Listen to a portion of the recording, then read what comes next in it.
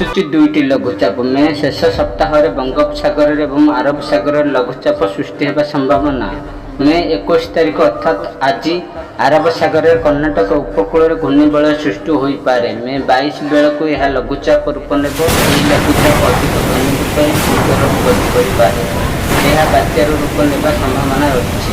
ସେହିପରି ମେ 27ରେ ପୂର୍ବ କେନ୍ଦ୍ରୀୟ ବଙ୍ଗୋପସାଗର ତଥା ଏହାର ସଂଲଗ୍ନ ଅଞ୍ଚଳରେ ଏକ ଘୂର୍ଣ୍ଣିବଳୟ ସୃଷ୍ଟି ହୋଇପାରେ। ପରବର୍ତ୍ତୀ ସମୟରେ ଏହା ଅଧିକ ଘନୀଭୂତ ହୋଇ ଲଘୁଚାପ ରୂପ ନେବାର ଆକଳନ କରିଛି ପାଣିପାଗ ବିଭାଗ। ଅନ୍ୟପଟେ କାଳବୈଶାଖୀ ପ୍ରଭାବରେ ରାଜ୍ୟରେ ବିଭିନ୍ନ ସ୍ଥାନରେ ବର୍ଷା ଓ ପବନ ହୋଇଛି। ପଞ୍ଜାବରୁ ଉତ୍ତର ବାଂଲାଦେଶ ପର୍ଯ୍ୟନ୍ତ ପୂର୍ବରୁ ପଶ୍ଚିମ ଯାଇ ଏକ ଟ୍ରଫ୍ ଲାଇନ୍ ରହିଛି। ଏହାର ପ୍ରଭାବରେ ଆଜିଠାରୁ 23 ତାରିଖ ପର୍ଯ୍ୟନ୍ତ ରାଜ୍ୟରେ କାଳବୈଶାଖୀ ସମ୍ଭାବନା ଥିବା ଆଞ୍ଚଳିକ ପାଣିପାଗ ବିଭାଗ ପକ୍ଷରୁ ପୂର୍ବାନୁମାନ କରାଯାଇଛି। ଏହିପରି ଅପଡେଟ୍ ପାଇବା ପାଇଁ ଆମ ଚ୍ୟାନେଲକୁ ଲାଇକ୍ ଓ ସବସ୍କ୍ରାଇବ୍ କରି ରଖିଥାନ୍ତୁ, ଯାହାଦ୍ୱାରା ଆପଣଙ୍କ ପାଖରେ ସର୍ବପ୍ରଥମେ ଆମର ଖବର ପହଞ୍ଚି ପାରିବ।